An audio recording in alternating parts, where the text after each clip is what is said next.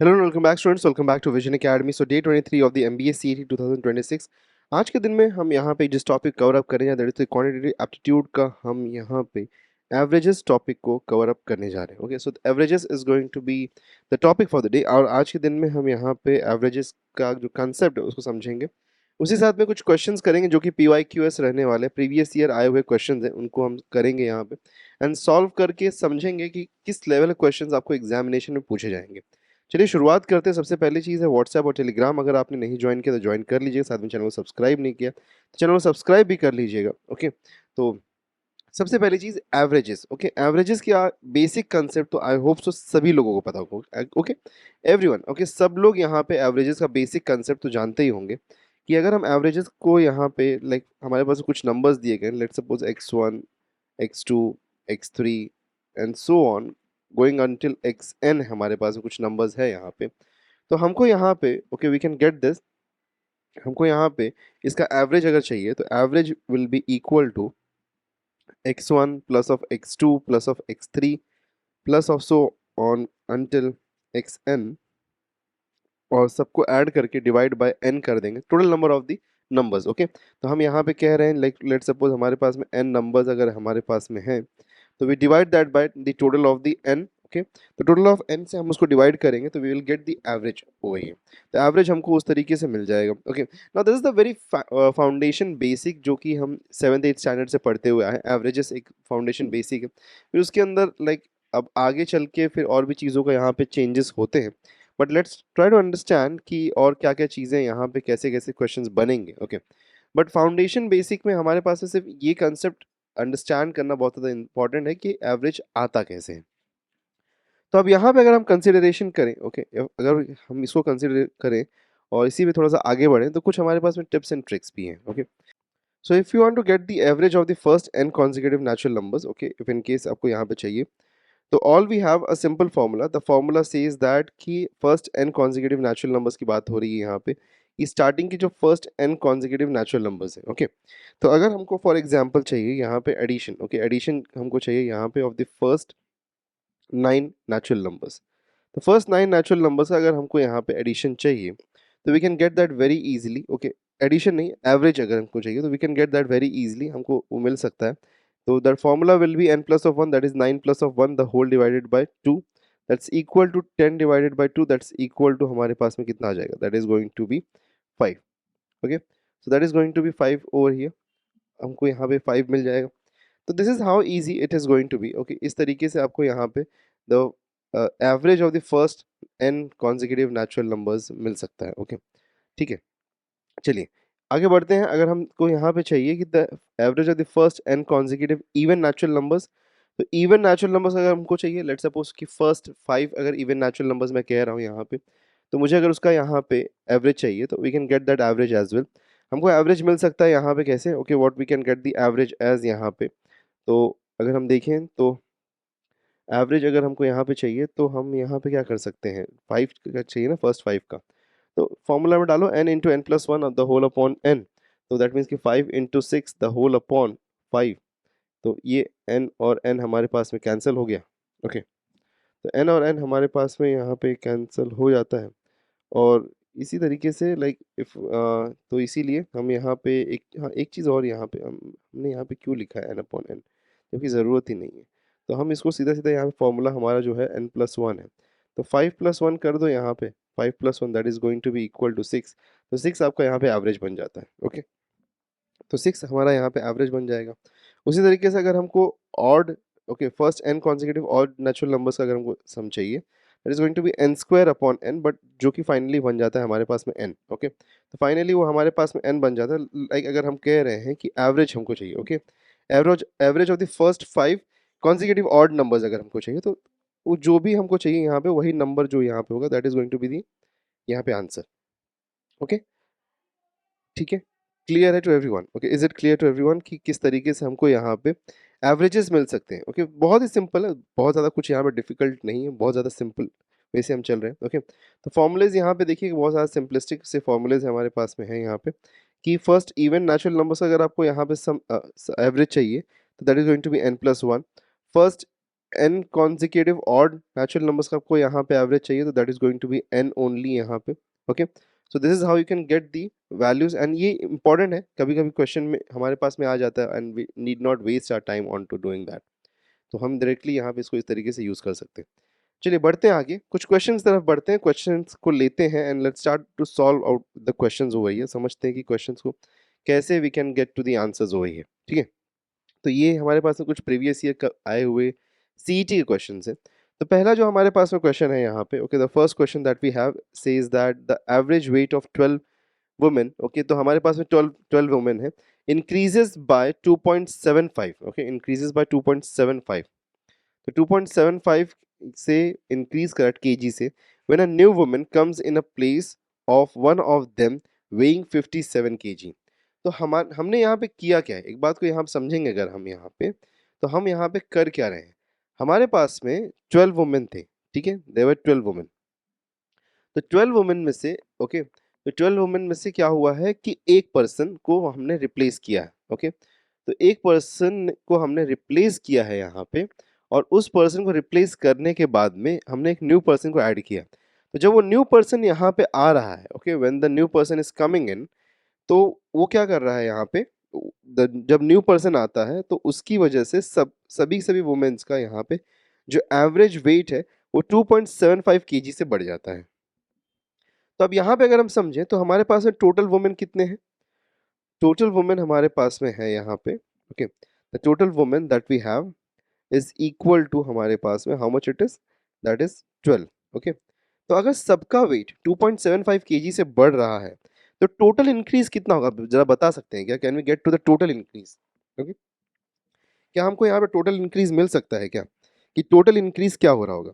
तो total increase के बारे में अगर मैं बात करूँ तो यहाँ पे मैं कह सकता हूँ कि टोटल इंक्रीज जो है हमारे पास में, total increase is going to be हमारे पास में, that is going to be increase is going to be 12 multiplied by 2.75, क्योंकि सबका वेट बढ़ रहा है ना, यहाँ पे सबका वेट 2.75 केजी से बढ़ रहा है, तो टोटल इंक्रीज तो मिल जाएगा ना हमको यहाँ पे, we can get the total increase. और टोटल इंक्रीज अगर हमको यहाँ पे मिल जाता है, if you are getting the total increase over here, तो 2.75 से अगर मल्टीप्लाई करेंगे तो कितना हो रहा है यहाँ पे, this is going to be 33, right. So 33 kg से यहाँ टोटल इंक्रीज हो रहा है हमारे पास में. अब एक बात समझो, एक वुमेन थी 57 केजी की, ओके, उसको निकाला और उसकी जगह पे एक दूसरे वुमेन को डाला, जिसकी वजह से सबके सब वुमेन का जो एवरेज वेट था वो 2.7 केजी से बढ़ गया है. तो एक बात को समझो ना, हमारे पास में जब तक 33 केजी का एडिशनल वेट नहीं आएगा उस ग्रुप में, तब तक सब वुमेन का जो एवरेज वेट होगा वो 2.75 केजी से नहीं बढ़ सकता है ना. तो वो 2.75 केजी से बढ़ाने के लिए हमको 33 केजी का सरप्लस वेट चाहिए. तो अगर सरप्लस वेट चाहिए तो जो नई वुमेन आ रही है उसका वेट क्या होना चाहिए, जो नया यहाँ पे जिस पर्सन को डाला गया है, जिस न्यू वुमेन को ऐड किया गया है, उसका वेट क्या होना चाहिए, उसका weight 33 kgs more than that of the women जो कि निकाली गई है उसका होना चाहिए. तो निकाली हुई वुमेन का वेट कितना था, 57, और एडिशनल कितना चाहिए हमको यहाँ पे, 33. That is going to be यहाँ पे, तो न्यू वेट मैं यहाँ पे कह सकता हूँ, new weight that is going to be 57 plus of 33, that's equal to 90. Okay, तो 90 therefore आंसर यहाँ पे ऑप्शन सी हमारा बन जाता है. ओके, ठीक है, क्वेश्चन इजी है, डिफिकल्ट नहीं है, सिर्फ अंडरस्टैंडिंग की यहाँ पे बात हो रही है कि अंडरस्टैंड कर पा रहे हैं कि नहीं आप क्वेश्चन को. अगर क्वेश्चन को आप अंडरस्टैंड कर पाएंगे तो definitely you can reach out to the answer. Okay, next question की तरफ आगे बढ़ते हैं. The ratio of the present ages of Ayna and Ruby is 3.8, 3:8. Okay, तो आयना एंड रूबी का जो वेट है यहाँ पे, ओके, वेट नहीं, एजेस जो है यहाँ पे हमारे पास में, दैट इज 3:8 है. ठीक है, Ruby is 12 years younger than तरु. ओके, रूबी जो है वो 12 years यंगर देन तरु है, ये बात कही जा रही है हमको यहाँ पे. रूबी का एज जो है वो 12 years, ओके, कम है देन दैट ऑफ तरु. ठीक है, ये बात कही जा रही है. Taru's age after 7 years will be, Taru का जो एज है after 7 years will be 75 years. तो आफ्टर 7 years अगर तरु का एज 75 हो रहा है तो तरु का प्रेजेंट एज क्या है भाई, तरु का प्रेजेंट एज क्या है, अगर ये मिल जाए तो काफ़ी सारी चीज़ें मिल जाएंगे. प्रेजेंट एज क्या हो जाएगा हमारे पास, 75 minus of 7, that's equal to 68 years. Okay, 68 years. बोला Ruby is 12 years younger than Taru, तो रूबी अगर 12 ईयर्स यंगर देन तरु, तो रूबी का एज क्या हो जाएगा हमारे पास में, Ruby's age will be equal to 12 years younger है ना, तो 68 माइनस ऑफ हमारे पास में 68 minus of 12 that's equal to how much, यहाँ पे 56 ये हो जाएगा हमारे पास में। ठीक है, तो रूबी का एज मिल गया हमको। क्वेश्चन में पूछा गया what is the present age of the Ayna's father who is 25 years older than Ayna. Okay, तो 20, अब ये क्वेश्चन तो हमको यहाँ पे एवरेजेस का कम लग रहा है। Okay, this question is more of like seems like an ratio proportional question नहीं है। ठीक है, कोई बात नहीं, nothing much of an issue into it, ये भी सीईटी में आया हुआ क्वेश्चन ही है वैसे भी। अब देखिएगा यहाँ पे एक बात को समझिए कि रूबी का एज हमको मिल गया है, रूबी का एज कितना है 56 है, तो मैं कह सकता हूँ कि आयना अपॉन 56 इज इक्वल टू 3/8 है हमारे पास में। तो अगर मैं मुझे आयना का एज चाहिए तो आयना का एज क्या होगा, 3 इंटू 56 अपॉन 8, तो 8 7 जा 56, तो 3 7 जा 21 होता है आयना का एज। और क्या बोला है कि 25 ईयर्स ओल्डर है। ओके, आयना के फादर, तो 25 ईयर्स ओल्डर, तो दैट इज इक्वल टू यहाँ पे इक्वल टू 46, तो 46 ईयर्स हो रहा है, देयरफॉर ऑप्शन ई हमारा यहाँ पे राइट आंसर बन जाएगा। Okay, option E turns around to become the right answer over here. Easy and clear to everyone to understand. ठीक है, बढ़ते आगे नेक्स्ट क्वेश्चन पे। अब नेक्स्ट क्वेश्चन में क्या बोला है, at present Geeta is 8 times her daughters age. Present में Geeta is 8 time than daughters age, ये बात कही जा रही है। 8 years from now, the ratio of the ages of Geeta and her daughter will be 10:3. What is the Geeta's present age? Okay, तो ये बात हमको पूछा जा रहा है यहाँ पे कि 10 years, okay, 8 years from now, okay, 8 years from now, the ratio of the ages, okay. Now, once again, यहाँ पे थोड़ा सा चीज़ों पे हम फोकस करते हैं, okay. तो जैसे अगर हम देखें यहाँ पे एट प्रेजेंट गीता का एज जो है वो 8 टाइम्स देन है डॉटर्स एज है, ठीक है। तो हम एक बात कह सकते हैं क्या, can we say one thing कि Geeta upon daughter is equal to 8:1, ये फर्क है। ओके, और बोला 8 years from now, 8 years from now that means Geeta का age, Geeta 8 years from now, the ratio of the ages of Geeta and her daughter will be, okay, तो Geeta plus 8 and daughter plus 8 is equal to 10/3, ये बात हमको पता है। What is the Geeta's present age, तो गीता का present as हमको चाहिए। तो गीता का अगर हमको प्रेजेंट एज चाहिए यहाँ पे, तो can I do one thing, okay, यहाँ से मैं अगर एक कॉमन मल्टीपल कंसीडर कर लूँ, कॉमन मल्टीपल x को कंसीडर कर, तो g will be equal to 8x और d is going to be x। Okay, तो यहाँ पे मैं लिख सकता हूँ कि 8x plus of 8 upon x plus of 8, ये मैं लिख सकता हूँ, that is going to be equal to 10/3। अब इसको अगर हम सॉल्व करेंगे तो हमको x की वैल्यू मिल सकती है ना यहाँ पे, x की वैल्यू अगर हमको चाहिए यहाँ पे, तो I can do one thing, okay, we can do one thing, अच्छा एक काम नहीं तो करें क्या, एक चलो जाने दो, let's do cross multiplication, 8 3 24, 24x plus of 24 that's equal to 10x minus of 80, sorry 10x plus of 80 हमारे पास में है। So 10x goes on the other side, बाकी सबको इस साइड लेके आते हैं हम यहाँ पे, तो 24 minus of 10x that is equal to 14x is equal to 80 minus of 24 अगर हम कर रहे हैं यहाँ पे, that is equal to 54, sorry 56 होगा, 56, तो 56 अगर हो रहा है हमारे पास, तो 14 is equal to 56 divided by 14, तो 56 अगर डिवाइडेड बाय 14 हमारे पास में है, तो क्या कर सकते हैं यहाँ पे, यहाँ पे कुछ नहीं कर सकते, यहाँ पे इक्वल टू हमको यहाँ पे ये जो भी आंसर आ रहा है हमको ये देना ही पड़, सॉरी 4 4 आएगा ना, 4, ओके, तो 4 आएगा हमारे पास में, ठीक है, तो 4 आएगा हमारे पास में यहाँ पे, तो 4 यहाँ पे x की वैल्यू क्या आ गई हमको, x की वैल्यू 4 आ गई। तो बोला क्या हमको, what is the present age of Gita, Gita का प्रेजेंट एज बोला है ना, तो गीता का प्रेजेंट एज क्या होगा, गीता का 8x था यहाँ पे, तो 8 4 जा 32 होता है, 32 होता है, देयरफॉर आंसर यहाँ पे ऑप्शन ए बन जाता है। ठीक है, ऑप्शन ए हमारा यहाँ पे राइट आंसर बन जाएगा। ठीक है, very clear, very clear to everyone. ठीक है, is it clear to everyone, okay, सही है। चलिए, अगर इतनी बात क्लियर है हमको यहाँ पे, तो थोड़ा सा आगे बढ़ते हैं नेक्स्ट क्वेश्चन पे, लेट्स मूव अहेड। देखिए 5 years अगो, ओके, हमारे पास से once again we have got something, बोला है 5 years ago, ago A was 1/3 of B's age at that time. The ratio of B's age 6 years hence to A's age 12 years hence will be 7:4. What will be the ratio of what will be the ratio between A's age 3 years ago and B's age 3 years after? ठीक है, तो क्या होगा यहाँ पे ratio of, ठीक है चलो कोई नहीं, let's try to summarise the question first. Okay, पहली चीज जो हमको यहाँ पे सबसे ज्यादा इंपॉर्टेंट होती है वो होता है कि समराइज करना। ओके, तो let's try to summarise the question first. तो 5 years अगो बोला है हमको यहाँ पे, 5 years ago A's age, okay, 5 years ago A's age was 1/3 of B's age। okay, तो A का एज, तो B का एज हम यहाँ पे कंसिडर कर लें क्या, X कुछ यहाँ पे। ओके, या फिर मैं इसको ऐसा लिख दूं क्या, A-5 is equals to 1/3 B-5। फिलहाल मैं इसको ऐसा लिखता हूँ, बाकी हम सब्स्टिट्यूशन देखते हैं बाद में क्या कर सकते हैं। फिर बोला the ratio of B's age 6 years hence। Okay, the ratio of the B's age 6 years hence। Okay, 6 years hence मतलब कि 6 साल बाद बात हो रही है यहाँ पे। तो रेशियो 6 साल बाद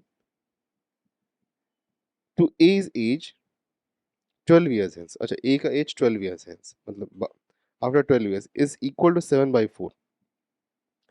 what will be the ratio of the ratio between age age 3 years ago and B's age 3 years after. Okay, हमको यहाँ पे चाहिए, we are interested into A-3 upon B plus of 3, इसमें हम यहाँ पे इंटरेस्टेड है। ओके, तो this is what we are interested into, कि हमको ये यहाँ पे रेशियो चाहिए। ठीक, चलो ए और बी की वैल्यू मिल जाए तो बाकी सारी वैल्यूज तो हमको मिल ही जाएगी। अब देखो यहाँ पे हमारे पास में सर्टेनली अगर हम ध्यान से देखें तो यहाँ से कुछ हमारे पास बन सकता है, that is 3 times of A minus of 15 is equal to B minus of 5। तो अगर मैं देखूँ यहाँ पे तो 3a minus of B is equal to minus of 5 plus of 15 that's equal to हमारे पास में plus of 10। So 3a minus of B हमारे पास में प्लस ऑफ 10 हो रहा है। इसको अगर हम रिजॉल्व करने की कोशिश करें यहाँ पे तो ये क्या बन सकता है हमारे पास में, 4b plus 4 6 24 that's equal to हमारे पास है 7a प्लस 7a प्लस हमारे पास 12 7 जा 84। ओके, तो हम हमारे पास में ये मिल रहा है, तो एक काम करते हैं। Okay, let's take this on the other side और इसको इस साइड लेके आते हैं। तो 7a minus of 4b, okay 7a minus of 4b is equal, 7a minus of 4b हो रहा है एंड 24 माइनस 84 करेंगे तो -60 होता है हमारे पास में। okay, तो ये -4b है, तो यहाँ पे एक काम करते हैं, इसको मल्टीप्लाई कर देते हैं इसको बाय 4 से, सो दैट b और b का यहाँ पे कोएफिशिएंट हमारे पास में इक्वेट हो जाए। तो अगर ये इक्वेट होता है तो हम एक काम कर सकते हैं यहाँ पे कि हम लिख सकते हैं 4 से अगर मल्टीप्लाई तो 12a minus of 4b is equal to 40, और इसको सब्ट्रैक्शन में डालते हैं हम, यहाँ पे माइनस करेंगे 7a minus of 4b is equal to -60। Okay, subtract करेंगे तो सब सारे साइंस चेंज हो जाएंगे, माइनस प्लस एंड प्लस, ये कैंसिल होता है हमारे पास में, ये कितना मिल रहा है हमको, 90 मिल रहा है। ओके, तो 7a, ओके, तो हमको यहाँ पे मिल गया 7a प्लस ऑफ, तो a की वैल्यू हमारे पास 7a, have you made any mistake out over here, 7:4 मिल रहा है हमको यहाँ पे, ठीक है, और यहाँ पे क्या मिल जाएगा हमको, यहाँ पे 100 मिल जाएगा। तो 100 अगर मिलेगा हमको यहाँ पे, तो ए की वैल्यू तो हमारे पास में कुछ तो भी गड़बड़ हुई है यहाँ पे, ऐसा लग क्यों रहा है। राइट, एक मिनट 4, ओके, हमारे पास में इक्वेशन, पहला इक्वेशन से हमको क्या मिल रहा है यहाँ पे, the first equation that we are following around is, अगर हम देखेंगे तो 3a यहाँ पे, ओके, तो b का वैल्यू हम यहाँ पे कह सकते हैं कि 3a माइनस ऑफ 10 है। ठीक है, ये तो राइट है हमारे पास में, ये तो राइट आया है। ओके, नेक्स्ट अगर हम देखेंगे तो यहाँ पे हमारे पास b+6, ओके, तो b+6 4 से मल्टीप्लाई हो रहा है और 7 से a+12 मल्टीप्लाई हो रहा है, राइट है हमारे पास में, तो a हमारे पास में क्या मिला, 4b+24 एंड 7a+84, ये तो राइट है हमारे पास में। इसमें अगर हम देखेंगे तो, अच्छा एक काम करूँ क्या मैं, लेट्स डू वन थिंग, इतना सब झमेला डालने से करने से अच्छा है एक काम कर सकते हैं हम यहाँ पे क्विकली इसको हम लिख सकते हैं कि b इज इक्वल टू हमारे पास में ओके तो b इज इक्वल टू हमारे पास में क्या हो जाएगा यहाँ पे तो ये हमारे पास में माइनस ऑफ हमारे पास में जो है ओके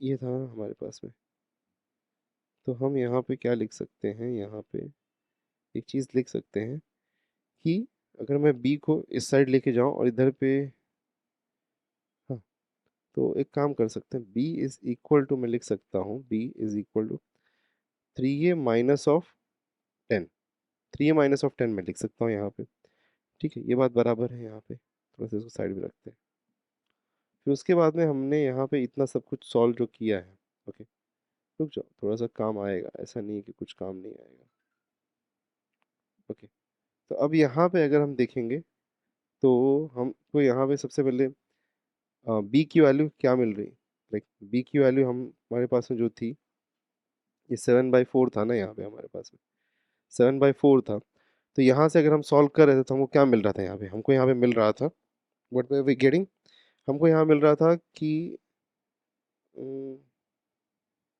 ये चाहिए हमको यहाँ पे यार ये तो चाहिए दिस इज हम ये हमको चाहिए इसको बाजू में रखो ये सॉल्व कर रहे थे तो हमको मिल रहा था हमें 4b+24 ये मिल गया हमको अब यहाँ पे अगर मैं ध्यान से देखूँ तो एक काम कर सकता हूँ मैं यहाँ पे मैं b की जगह पे ये 3a - 10 डाल देता हूँ तो 4 ओके 4 हमारे पास में है ना तो 4 अगर हमारे पास में है यहाँ पे okay if you are having 4 over here तो 4 के साथ में हम क्या कर सकते हैं 4 की जगह पे b की जगह पे जो वैल्यू हमारे पास है 4 के साथ में b की वैल्यू जो है उसको सब्स्टिट्यूट कर देते हैं तो 4 ओके b की वैल्यू क्या है हमारे पास है 3a - 10 + 24 that's equal to 7a + 84 ये हमारे पास में तो we'll get this as what 12a - 40 + 24 is equal to 7a + 84 so this is going to make it as how much यहाँ पे अगर हम देखेंगे तो this is making already what यहाँ पे 24 है ना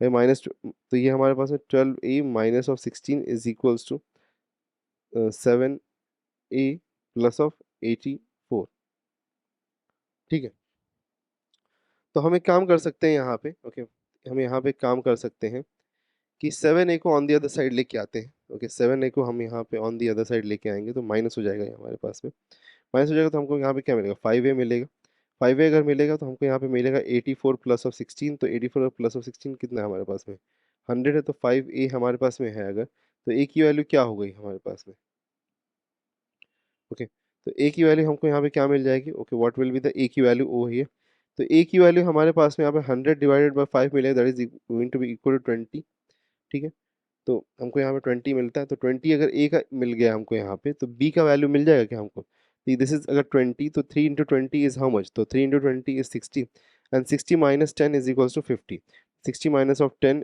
इज इक्वल्स टू 50 तो B is equal to 50 okay तो बी हमारे पास में 50 है बी का वैल्यू 50 है और ए का वैल्यू 20 है तो हमको क्या चाहिए लेकिन रेशियो चाहिए यहाँ पे okay what is the ratio what we are needing right now is that of a - 3 तो a - 3 अगर करूँ तो 17 हो जाएगा और b+3 करूँगा तो ये हो जाएगा 53 राइट तो this is going to be a 53 तो 17/53 ये हमारा यहाँ पे राइट आंसर बन सकता है 17/53 ऑप्शन सी जो है this is the right option okay clear to everyone okay सही है एवरेज ओके एवरेज एज बोला है okay average age of a board of 8 members in a company is the same as it was 3 years ago.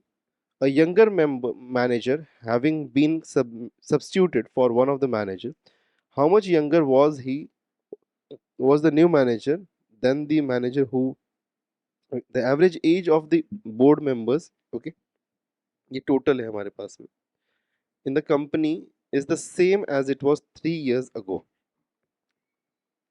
तो 3 years ago तो हमारे पास में एक बात बताओ पहली चीज कि the average age of board of 8 managers in a company okay is same तो टोटल एज इंक्रीज अगर हम ओके ओके तो यहाँ पे बोला है कि पिछले 8 साल में कोई भी इंक्रीज नहीं हुआ है यहाँ पे ओके एज में कोई भी इंक्रीज नहीं हुआ है okay every single of the 8 managers would have aged by 3 years. तो 3 साल में सबकी एज कितनी बढ़नी चाहिए थे? 8 into 3 करूंगा तो 24 ईयर से एज बढ़नी चाहिए थी ना, 24 ईयर से सबका एज की मैं बात कर रहा हूँ इन टोटल। तो टोटल एज इंक्रीज यहाँ पे 24 ईयर्स होना चाहिए था। बोला है a younger manager have been substituted for one of the manager, how much younger, कितना यंगर वो होना चाहिए, वो कितना यंगर होना चाहिए भाई, सो दैट कि किसी की एज में कोई डिफरेंस ही नहीं बने। तो वो सिर्फ और सिर्फ हमारे पास 24 ईयर्स यंगर होना चाहिए, तभी तो उसके एज की वजह से लाइक कोई भी एक अगर जा रहा है एक्स एज का, उसके एज से -24 करके अगर वो एज से एंटर कर रहा है, तो इनका एवरेज जो एज होगा करेंटली, वो ऑटोमेटिकली यहाँ पे 20 लाइक ऑटोमेटिकली यहाँ पे सेम जो पहले से बरकरार था उसी पे रहेगा। तो इसीलिए 24 ईयर्स वो यंगर होना चाहिए, ये बात यहाँ पे बताई गई। Okay, very theoretical kind of an question, यहाँ कुछ सॉल्विंग की जरूरत नहीं है, ठीक है। नेक्स्ट क्वेश्चन देखते हैं यहाँ पे। The average mark of a class of n student is 64। Okay, तो 64 स्टूडेंट्स हैं और उनका एवरेज मार्क्स है n। तो हमारे पास में टोटल मार्क्स कितना होगा? टोटल मार्क्स हो जाएगा 64n, राइट है, ये बात क्लियर है। 64n हमारा टोटल मार्क्स हो जाएगा। When 8 new students were with an average mark of 73 join the class. तो 8 स्टूडेंट्स हैं जिनका एवरेज मार्क्स जो है, ओके 8 स्टूडेंट्स एवरेज मार्क्स 73 के साथ में ज्वाइन करें, दैट मीन्स कि उनका टोटल कितना हो रहा है? टोटल मार्क्स उनका कैलकुलेट करें तो टोटल न्यू मार्क्स अगर देखो तो that is going to be 8 into 73। तो 8 3 are 24, 2 कैरी एंड 8 7 are 56 प्लस 2 is 58, 584 हमारे पास में आ रहा है। ओके, तो टोटल स्टूडेंट्स हमारे पास में कितने हो जाएंगे ना? टोटल स्टूडेंट्स हमारे पास में हो जाएंगे, पहले n थे और n+8 हो गए, और यहाँ पे टोटल न्यू मार्क्स कितने हो गए? ओके, टोटल मार्क्स यहाँ पे कितने हो जाएंगे? Total marks is going to be total marks is going to be 584 plus of 64n, ये हो जाएगा। तो हमारा नया एवरेज क्या बनेगा? ओके, तो find the number of the students now in the class given that n lies between 25 to 60 के बीच में। अच्छा, n का एक रेंज दिया है हमको, यहाँ पे n बोला है कि 25 से बड़ा है पर 60 से छोटा है, इसके बीच में कहीं लाइक करता है, ठीक है। तो हमारा यहाँ पे न्यू एवरेज क्या हो जाएगा? न्यू एवरेज के बारे में अगर मैं बात करूँ तो new average is going to be 584 plus of 64n the whole divided by n plus of 8, यही होगा हमारे पास में। This is going to be the average. Okay, ये हमारे पास में एवरेज बनने वाला है, this is going to be the average, वही है। अब एक चीज को यहाँ पे थोड़ा सा समझने की कोशिश करते हैं, let's try to understand a few things over there. Okay, कि बोला गया है यहाँ पे कि हमारे पास में, अब यहाँ पे अगर हम देख रहे हैं तो 6n प्लस ऑफ 64n हमारे पास में है ना, तो 584 हमारे पास में ये है। तो थोड़ा सा अगर इसको सिंप्लीफाई करेंगे हम तो क्या और कर सकते हैं? Can we just try to reduce this in some और द अदर वे? कुछ वे से हम इसको रिड्यूस कर सकते हैं क्या? अगर मैं चाहूँ तो थोड़ा सा मैं यहाँ पे रिडक्शन करने के लिए हमको चाहिए n की वैल्यू, और n की वैल्यू इतनी आसानी से मिलेगी नहीं, सपोजिशन लेना पड़ेगा हमको यहाँ पे। मैं एक काम करता हूँ यहाँ पे, let's do one thing. Okay, मुझे पता है ये हमारे पास में क्या है, 64 है ना, तो अगर ये 64 है हमारे पास में, ओके अगर ये हमारे पास 64 है तो 64 दैट मीन्स कि 8 8 64 होता है, राइट? ये बात सही है। तो एक काम अगर मैं यहाँ पे कुछ ऐसा करूँ कि मैं इसको लिखूँ यहाँ पे बाकी को, ओके बाकी में से अगर मैं यहाँ पे 5 मैं 8 निकालना चाहता हूँ, एक मतलब एक एज इन मैं यहाँ पे n इसको थोड़ा n+8 को कुछ कैंसिल करना चाहता हूँ मैं यहाँ पे, सिंपल सी बात मैं इतनी कर रहा हूँ, ठीक है। तो हम अगर यहाँ पे ध्यान से समझेंगे इस बात को, ठीक है, तो अगर मैं यहाँ पे कुछ इसको इस तरीके से लिख सकूँ, ओके कि something, okay something multiplied to n+8, अगर कुछ ऐसा मिल जाए मुझे, ओके तो समथिंग मल्टी, बट यहाँ पे 64 है हमारे पास में, तो 64 अगर यहाँ पे, तो 64 इंटू 8 अगर करता हूँ मैं यहाँ पे, तो 64 इंटू 8 अगर मैं करूँगा तो यहाँ पे 8 4 ज़ा 32, तो 2 हमारे पास में बचता है। ओके, तो 2 हमारे पास में यहाँ पे बच रहा है। अब 2 अगर बच रहा है, सॉरी 2 32, तो 3 बच रहा है हमारे पास में, 2 लिखा। फिर अगर हम समझेंगे तो 8 6 हमारे पास में 512 बन रहा है ये, राइट। तो 512 हमारे पास में बनता है। Okay, this is coming up as 512। तो 512 अगर ये हमारे पास में आ रहा है, ओके, तो 512 हमारे पास में आ रहा है, तो 512 आ रहा है। तो एक काम कर सकते हैं ना, इसको मैं ऐसे लिख सकता हूँ कि 512 प्लस ऑफ 64 नहीं, 512 अगर हमको चाहिए यहाँ पे, तो इसमें से 12 अगर 12 माइनस कर प्लस ऑफ 72 होता है। तो plus of 72 plus of 64 n the whole upon n plus of 8। तो अगर इसको मैं लिखना चाहूँ तो फाइनली मैं इसको चीज़ को मैं लिख सकता हूँ ना, 512 को यहाँ पे ऐसे लिख सकता हूँ, 64 इंटू 8 लिख सकता हूँ। ओके, तो 64 इंटू 8 अगर मैं लिख रहा हूँ यहाँ पे, जस्ट मैं रीअरेंजिंग कर रहा हूँ, मैं और कुछ नहीं कर रहा हूँ इसके अंदर। ओके, मैं अभी तक यहाँ पे इसके अंदर कुछ कर नहीं रहा हूँ, मैं सिर्फ यहाँ पे रीअरेंज करने की पूरी कोशिश कर रहा हूँ। तो I can do one thing. Okay, now यहाँ से हमारे पास में क्वेश्चन में थोड़ा सा कॉम्प्लेक्स क्वेश्चन, डेफिनेटली 2023 का क्वेश्चन है। अब देखिएगा यहाँ पे ध्यान से थोड़ा सा थोड़ी बातों को समझिए यहाँ पे। ओके, क्या हम कर सकते हैं, व्हाट कैन वी डू। पहले थोड़ा सा स्पेस बनाने तो पहले तो। ओके, ना अब इसको मैं लिखना चाहूँ अगर यहाँ पे, तो I can write this as something यहाँ पे। Okay, I can say this is going to be यहाँ, what it is going to be 64 common ले लो, n प्लस ऑफ 8 बिकॉज यहाँ पे n है, यहाँ पे 8 है, plus of 72 the whole upon n plus of 8, ये हमको मिल रहा है। अब इसमें अगर मैं स्प्लिट कर दूं, मैं यहाँ पे डिनोमिनेटर को स्प्लिट कर दूं, तो I can get this as कि हमको यहाँ पे क्या मिल जाएगा, I can split this as कि 64 n plus of 8 the whole upon n plus of 8 that's equal to 7, sorry plus of 72 upon n plus of 8। तो n प्लस 8 और n प्लस 8 हमारा कैंसिल हो रहा है, दैट इज इक्वल टू हमारे पास में 64 plus 72 upon n plus of 8। अब देखो यहाँ पे ध्यान से समझो, ठीक है। तो बोला है find the number of the students. अब नंबर ऑफ द स्टूडेंट्स अगर हमारे पास में है, तो देयरफॉर 72 अपॉन n प्लस 8 जो है ये एक इंटीग्रल वैल्यू होना चाहिए ना, तभी तो नंबर ऑफ द स्टूडेंट्स आएंगे। हम यहाँ पे ये नहीं कह सकते ना कि वो फ्रैक्शनल वैल्यू, अगर फ्रैक्शनल वैल्यू होगा तो सॉल्व ही नहीं हो पाता, हमारे पास वो नंबर ऑफ द स्टूडेंट्स हो ही नहीं सकते ना। तो हमको यहाँ पे क्या चाहिए, what do we need over here. Okay, हमको यहाँ पे चाहिए कि हमको 72 अपॉन n प्लस 8 का एक इंटीग्रल वैल्यू मिले। इंटीग्रल वैल्यू मिलने के लिए हमको 72 को डिवाइड करना पड़ेगा एक ऐसे नंबर से जो कि उसका फैक्टर हो। तो n प्लस 8 हमारे पास है। अब 72 के लिए फैक्टर्स क्या क्या बन सकते हैं हमारे, 72 के लिए जरा फैक्टर्स की बात अगर मैं करूं यहाँ पे, तो 72 को डिवाइड करने के लिए हम यहाँ पे क्या क्या फैक्टर्स को यूज कर सकते हैं 72 को डिवाइड करने के लिए। ओके, तो 72 को डिवाइड करने के लिए अगर हम बात कर रहे हैं, तो 72 को डिवाइड करने के लिए हम यहाँ पे 1 यूज कर सकते हैं। ओके, 1 हो सकता है, 2 हो सकता है, 3 हो सकता है, 4 हो सकता है, 5 नहीं हो सकता, 6 हो सकता है, देन 6 के बाद में 8 हो सकता है, 9 हो सकता है, देन 10 नहीं हो सकता, 11 नहीं, 12 हो सकता है हमारे पास में, 12, 13 नहीं होगा, 14, 15, 16, 17, या 17 में भी है ये हमारे पास में। देन उसके बाद में हमारे पास में है, ये आ जाएगा सीधा 24। ओके, 24। ओके, तो can we go more further, यहाँ पे 72 की बात हो रही थी ना, तो ये हमारे पास में थ्रीजा है, तो यहाँ पे 2 इंटू हम करेंगे, तो 2 इंटू कितना यहाँ पे, 2 इंटू अगर हम यहाँ पे देखते हैं 36 करेंगे, और यहाँ पे 72, तो ये हमारे पास है नंबर्स। अब देखो ध्यान से, ओके ध्यान से देखो इस बात को।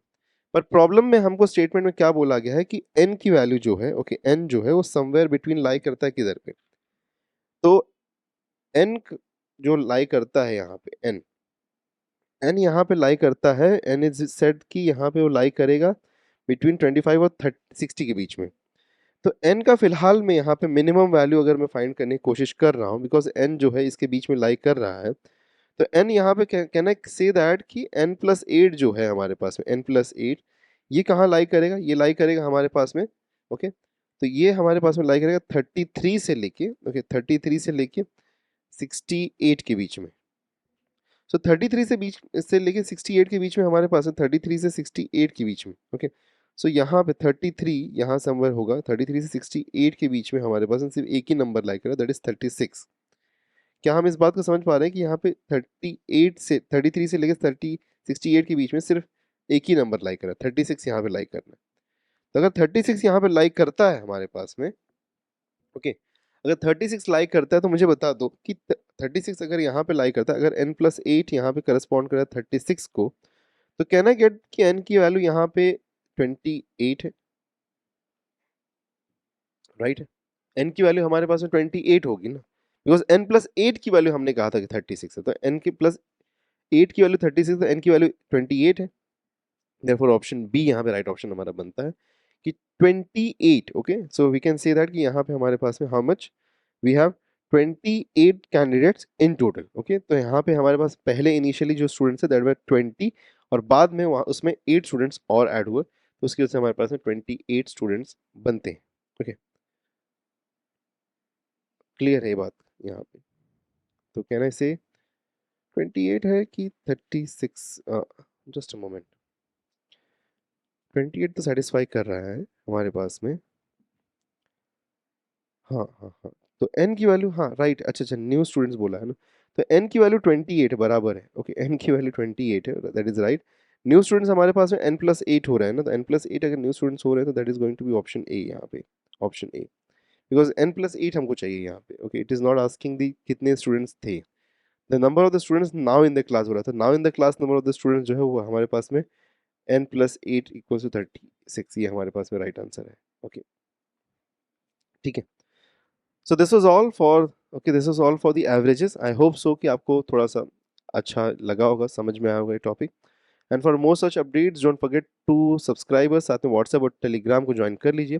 Okay, more such lectures are definitely coming in, तो चैनल को सब्सक्राइब करना बिल्कुल मत भूलिएगा। मिलते हैं नेक्स्ट लेक्चर में, till then take care and goodbye everyone.